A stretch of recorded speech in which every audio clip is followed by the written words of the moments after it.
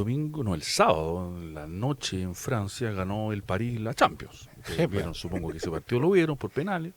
Y después se produjo en París lo que había pasado también el año pasado, que fue ¿cómo decirlo? Un festival de violencia, por decirlo así, donde los hinchas, digamos, o un grupo de hinchas salió a básicamente a hacer daño, ¿no? ¿Y qué es lo que hicieron? Rompieron paraderos, rompieron estas estaciones de bicicletas que hay en París, digamos, rompieron, digamos, afiches publicitarios, vitrinas de tiendas, qué sé yo.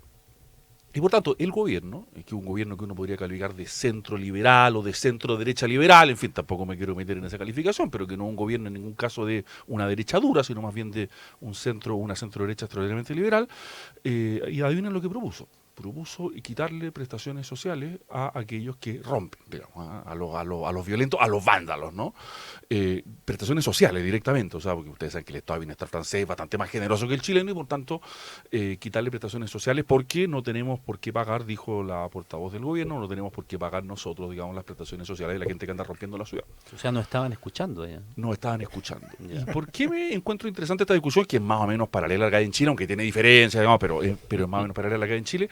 Una, porque por un lado parece que la fragmentación de las ciudades contemporáneas casi que se rompa el pacto, no sé cómo llamarlo, pero el pacto moral según el cual nos andamos rompiendo los espacios públicos, ¿no? Y que cuando se rompe ese pacto no sabemos muy bien qué hacer, porque efectivamente es algo muy fundamental que se rompe, ¿no? Si los espacios públicos no los cuidamos las personas que los empleamos y que los usamos, ¿quién los va a cuidar, no?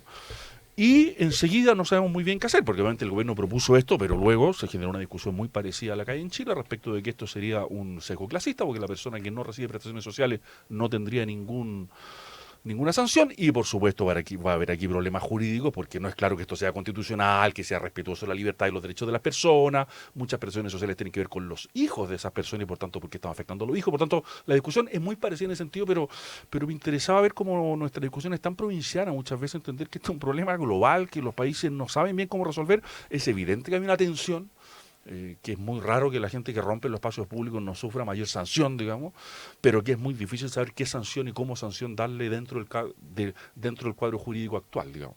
Yo creo que es un desafío que tiene la sociedad contemporánea, más allá de la discusión política en la que podemos entrar después, es un desafío que tenemos en la sociedad contemporánea de encontrar un equilibrio. Y me parece que el gobierno al menos tuvo el mérito político, vamos a ver en qué lo traduce, de abrir esa discusión. Pero no una discusión solo chilena, eso es lo que me interesaba destacar, digamos. Una discusión que se ha tomado fuertemente en todo caso el debate aquí, Luis, ¿eh? Sí, y yo diría fundamentalmente en otro aspecto que yo creo que es relevante. Yo creo que el gobierno abrió la discusión del registro, pero esta es una discusión que tiene bastante más tiempo, diría yo. Y lo referencio en una cuestión que es un poco mayor, que el tema de incivilidades en el fondo, ¿no? Efectivamente. Y ahí nosotros tenemos una discusión muy antigua, los indicadores de temor en la encuesta nacional de seguridad ciudadana, que es la segunda encuesta más importante después de la CACEN,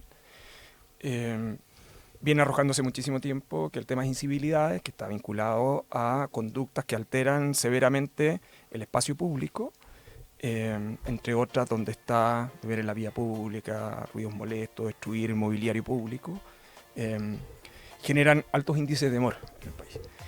Y el proyecto, existen varias mociones en el Congreso y una de las que las consolidó es un proyecto de ley del 2018 del presidente Piñera, que avanzó hasta julio del 2019, ahí se detuvo. Y durante la administración del presidente Boric, la Subsecretaría de Seguridad de Prevención del Delito estuvo trabajando en un proyecto para abordar o hacer indicaciones al proyecto del presidente Piñera. Yo creo que el registro es un registro que yo creo que confunde la discusión. Yo comparto lo que ha dicho Daniel respecto al problema de fondo. ¿Por qué? Porque yo creo que es conveniente para los problemas públicos distinguir la herramienta del propósito, en el fondo, ¿no? Aunque no conocemos el proyecto del Ejecutivo, el registro por sí mismo no subsiste, en el fondo, ¿no? O sea, lo que necesita es cuál es el propósito que es fin. Y uno de ellos tiene que ver con lo que ha planteado recién Daniel. Es decir, ¿cuál es el castigo que permite generar dos cosas? Por un lado, la disuasión a terceros y en segundo lugar, la internalización de que las conductas han terminado por comprometer severamente el espacio público, o sea, el trabajo y la acción colectiva.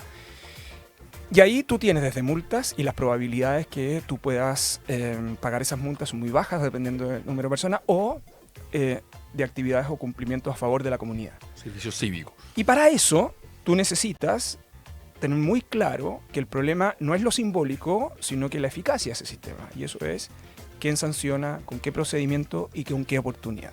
Porque sanciones con sistemas burocráticos que se dilatan en el tiempo... Ya sabemos que no cumplen ese propósito. No, y por cierto, no generan ni el propósito fáctico, y por lo pronto, y lo que termina por provocar es más bien lesionar la confianza, ¿no? Porque las personas lo que ven es iniciativas que no tienen ningún resultado. Y por lo tanto instalan en cuál es el modelo más adecuado para eso, porque habitualmente este tipo de conductas nunca son calificadas como las más graves. Y luego lo siguiente, ¿cuáles son los beneficios o derechos que tú puedes afectar? Yo suelo recordar que la Constitución chilena tiene una regla expresa que dice que tú no puedes aplicar sanciones sobre derechos provisionales. Y lo digo por los ejemplos de la PGU estos días, que yo mientras no vea el proyecto lo tomaré simplemente como una referencia de ejemplo que es incorrecta, salvo que me quieran decir que la PGU no es un derecho provisional, en cuyo caso tendríamos otro problema. Pero en la concreción del proyecto es difícil pensar que la PGU esté... No, está bien, pero se ha dado estos días como ejemplo. Eso Sí, es lo sí, único- Por lo menos ha circulado. es lo único que Pero es quiero difícil decir. que flota a la larga, No, eso es lo que quiero no. decir. Digo. Simplemente digo, ahí está el texto de la Constitución.